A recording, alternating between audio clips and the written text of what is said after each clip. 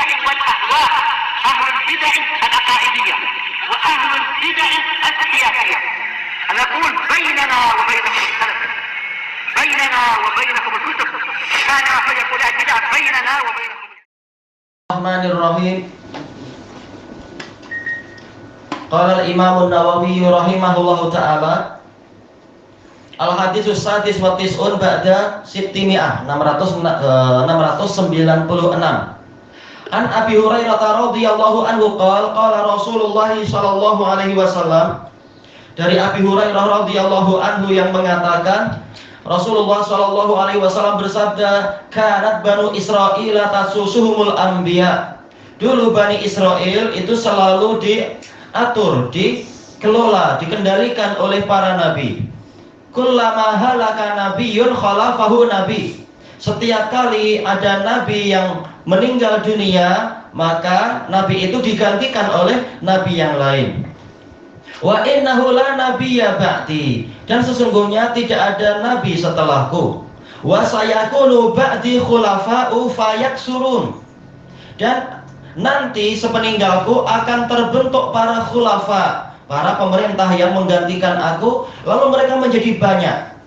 Qalu fama ta'muruna, lalu para sahabat bertanya, maka apa yang Anda perintahkan kepada kami? Qal aufu bi bai'atil awwali fal awwal, tunaikanlah baiat kepada orang yang pertama lalu yang berikutnya. Ada catatan kaki dari Syekhuna Abu Amr, kalimat fal awwal tidak ada di dalam asal manuskripnya. Dan ini penting, dan ini ada di dalam Sahih Bukhari dan Muslim. Jadi tambahan fal awal ini diambil dari kitab Bukhari dan Muslim. Summa a'tuhum haqqahum, lalu berikan kepada mereka, hak para penguasa itu. Was'alullaha alladzi lakum, dan mohonlah kepada Allah hak yang menjadi milik kalian. Ada catatan kaki dari Syekhuna Abu Amr. Di antara dua tanda kurung ini tidak ada dalam Sahihain dari Abi Hurairah, tapi dia diriwayatkan oleh Bukhari dan Muslim dari Ibnu Mas'ud. Tidak ada buku yang sempurna dari buku-buku yang bukan Al-Quran, tapi tak masalah, intinya tidak keluar dari hadis yang sahih. Fa innallaha sa'ilhum amma star'ahum. Inilah sisi pendalilannya yang paling akhir di antaranya. Karena sesungguhnya Allah akan bertanya kepada para penguasa tadi tentang penggembalaan yang dia berikan kepada mereka. Muttafaqun alaih. Hadis ini diriwayatkan oleh Imam Bukhari dan Muslim dengan sanad-sanad mereka dari Abu Hazim dari Abi Hurairah radhiyallahu an. Abu Hazim dari Abi Hurairah berarti siapa? Salman al-Asja'i al-Kufi. Kalau Abu Hazim dari Sahal bin Sa'ad As-Sa'idi radhiyallahu anhu siapa? Salamah bin Dinar al-Madani. Nah, ini adalah Salman al-Asja'i. Beliau mengatakan, saya duduk belajar kepada Abu Hurairah selama 5 tahun. Nah, di antaranya yang saya dapatkan adalah ini, hadis ini. Hadisnya apa? Qala Rasulullah sallallahu alaihi wasallam, kanat Banu Israil tasusuhumul anbiya. Dulu Bani Israel selalu dipimpin oleh para nabi. Banu Israil dijelaskan oleh Al-Qurtubi, dan ini ma'ruf insyaallah. Al-Qurtubi di dalam Al-Mufhim, Israil itu dari Isra dan Il. Isra ini bahasa Ibrani, artinya adalah abdun, yaitu hamba, atau sofiyun, yaitu pilihan. Il artinya Allah. Artinya Israel adalah hamba Allah atau pilihannya Allah. Dan beliau nabi siapa ini? Israel itu siapa? Nabi siapa? Iya, Nabi Yakub. Ayo, tamam. Banu Israel ini maksudnya adalah asbat, yaitu para anak cucu, yang mana di kalangan Bani Ismail dipanggil dengan Qabail, kabilah-kabilah. Nah, kabilah Bani Israel ada berapa? 12 itu ya. Anaknya Nabi Yakub ada 12. Baik. Tasusuhumul anbiya, sasa yasusu. Dijelaskan oleh Al-Qurtubi di dalam Al-Mufhim, maksudnya adalah dabbaro, yaitu mengatur, dan qama bisyu'unihim, yaitu mengendalikan urusan mereka. Dan inilah tugas para nabi. Memang para nabi Bani Israel mengatur, mengendalikan, mengurusi mereka. Dijelaskan oleh Al-Qurtubi, juga dijelaskan oleh An-Nawawi, seringkali kedatangan para nabi itu, ketibaan para nabi adalah tatkala sudah banyak kerusakan yang dilakukan oleh Bani Israel. Misalkan apa? Misalkan kalau nabi mereka yang pertama jelas nabi siapa? Nabi Yakub, ya jelas tidak sesuai karena waktu itu Bani Israel belum ada. Tapi contohnya adalah nabi-nabi yang setelah mereka, yaitu misalkan adalah nabi yang terdekatnya siapa berarti? Yaitu nabi siapa yang terdekat? Jelas anaknya beliau sendiri, yaitu Nabi Yusuf, yang memberikan pelajaran-pelajaran kepada mereka, memperbaiki akhlak mereka, karena 10 saudaranya yang lain yang bukan adik kandung beliau itu ma'ruf akhlak mereka bermasalah. Nah, diperbaiki oleh beliau dan seterusnya, lalu dimuliakan di Mesir. Nah, setelah itu mulai banyak kekacauan tatkala Nabi Yusuf meninggal dunia dan Bani Israel menjadi sombong dan tidak mau mengikuti agama mereka sendiri, agama ayah mereka dan Nabi Yakub. Akhirnya mereka dihinakan oleh Fir'aun yang katanya adalah zaman itu adalah siapa itu? Pharaoh Ramses II itu diperhamba selama 400 tahun. Kalau dalam Israel ya alam berapa ratus tahun yang benar, wallahu a'lam. Nah, tatkala situasi semakin kacau, bahkan mereka sampai menyembah berhala mengikuti perintah dari Fir'aun. Datanglah Nabi Musa untuk memperbaiki keadaan mereka, dibantu oleh Nabi siapa? Abangnya itu siapa? Iya, Nabi Harun. Nah, mereka berdua bekerja sama, ta'awun untuk memperbaiki keadaan Bani Israel dan menyelamatkan mereka. Ya, melalui perantaraan Nabi Musa datanglah Taurat. Sampai kemudian Nabi Harun wafat duluan, kemudian Nabi Musa wafat. Nah, kemudian mereka situasinya susah, situasinya buruk karena mereka sendiri sangat durhaka kepada Nabi Musa. Tatkala Nabi Harun wafat, itu pun Nabi Musa sering disikapi buruk oleh mereka. Ini Musa dengki pada abangnya, menyebabkan abangnya mati. Naudzubillah. Bahkan sepanjang Nabi Musa hidup pun sering beliau kena gangguan dari Bani Israel. Nah, kemudian setelah mereka berdua wafat, maka Bani Israel digantikan oleh pembantu Nabi Musa yang diangkat oleh Allah sebagai nabi, yaitu siapa? Pembantunya Nabi Musa siapa? Iya, Yusha bin Nun, yang memimpin mereka untuk masuk ke Baitul Maqdis. Nah, kemudian para nabi terus menerus susul menyusul menggantikan para nabi yang meninggal duluan itu untuk selalu mengendalikan Bani Israel. Rata-rata kata beliau para nabi Bani Israel datang untuk memperbaiki keadaan mereka yang rusak, karena para nabi di masa itu memang adalah sebagai mujaddid, pembaharu tatkala agama kaumnya itu rusak. Baik. Halaka, istilah halaka ini kata Imam Nawawi boleh untuk orang yang baik diistilahkan dengan halaka, walaupun lafadznya mungkin agak kasar, halaka, binasa, tapi ini boleh. Buktinya dalam Al-Quran Allah membicarakan tentang Nabi Yusuf, hatta idha halaka qultum la yab'atsallahu min ba'dihi rasulah. Sehingga apabila Yusuf binasa, tapi tentunya kita menerjemahkannya jangan binasa, tapi wafat atau meninggal dunia, kalian mengatakan Allah tidak akan mengutuskan Rasul lagi setelah dia. Jadi boleh menggunakan istilah halaka, apalagi dalam pembahasan faraid biasa, halaka halikun an kada, halakat halikatun an kada, itu biasa, bukan sebagai bentuk penghinaan. Nah, ini Nabi Muhammad menggunakan istilah halaka. Baik. Nah, ini tikraru nakirah tadulu alal mughayarah, yadulu alal mughayarah. Halaka nabiyun khalafahu nabiyun. Berarti nabi yang kedua jelas bukan nabi yang pertama. Ini nakirah, digantikan oleh nabi yang lain. Dan ini menunjukkan rahmat Allah Ta'ala kepada Bani Israel. Tidak dibiarkan mereka itu kosong tanpa ada yang mengatur, mengendalikan dan mendatangkan kemaslahatan mereka.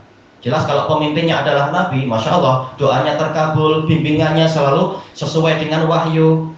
Demikian juga dan seterusnya, semuanya penuh berkah. Jadi Bani Israel betul-betul sudah sangat dirahmati oleh Allah Ta'ala, tetapi mereka yang durhaka, sehingga selalu setelah itu mereka dicelakakan, dihukum oleh Allah Ta'ala karena mereka yang berbuat durhaka sendiri. Disebutkan oleh Al-Qurtubi sampai di masa pemerintahan Nabi Zakaria, kemudian Nabi Yahya.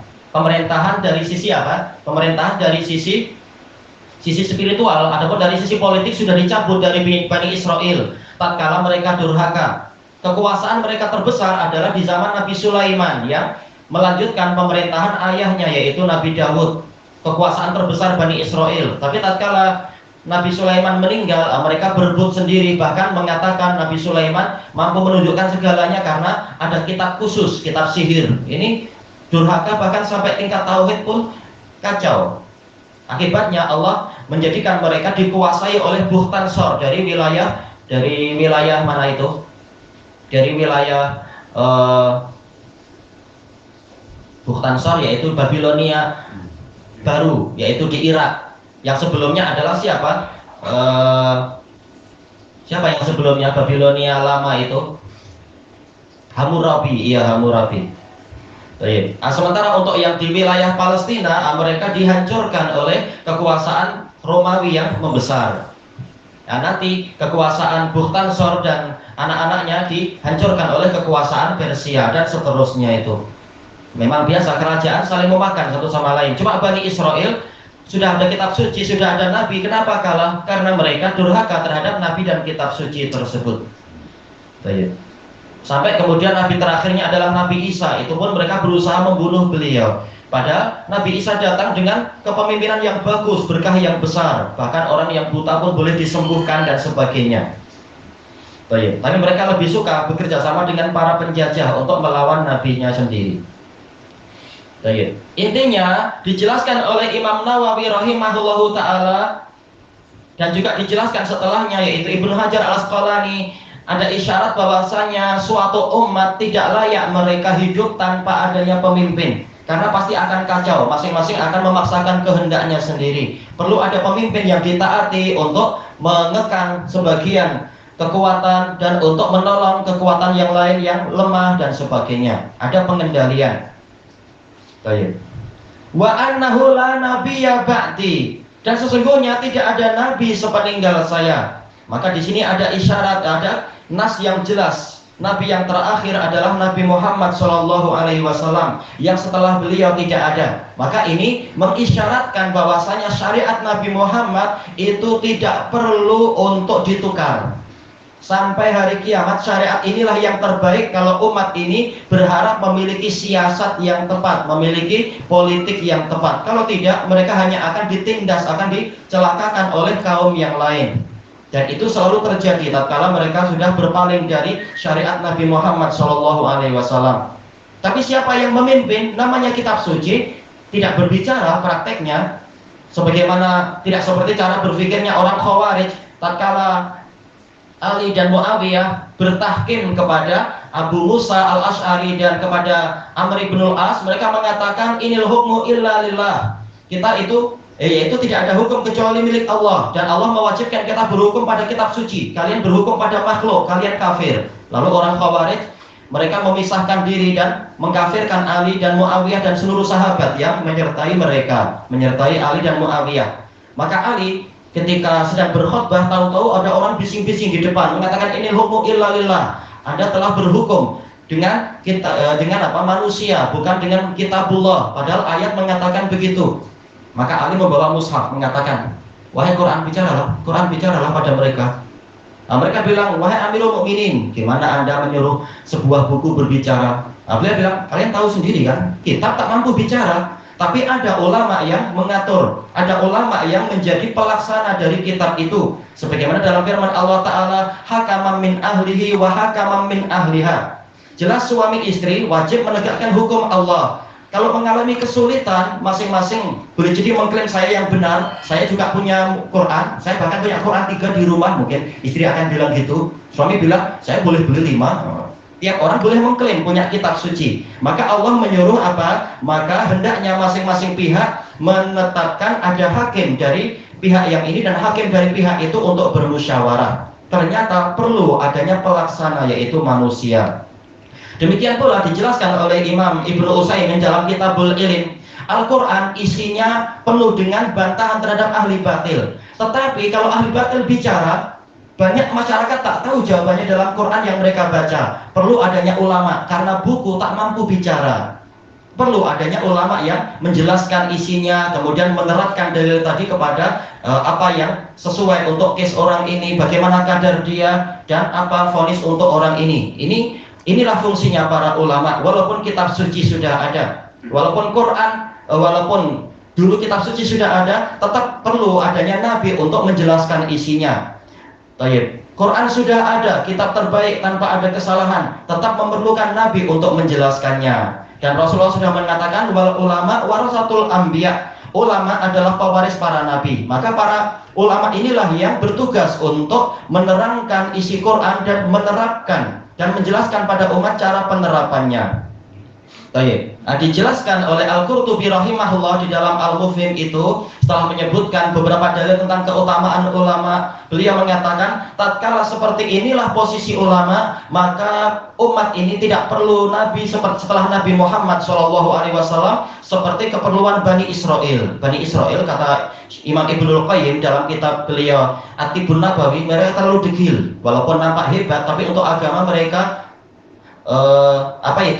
otaknya itu tak cukup, bukan otaknya, akalnya itu sangat bodoh sekali, sangat jahil.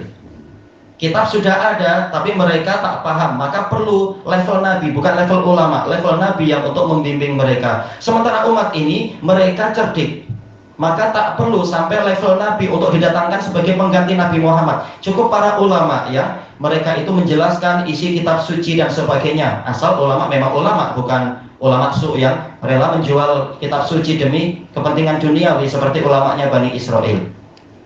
Baik. Kelanjutannya di masa yang akan datang insyaallah, wallahu a'lam.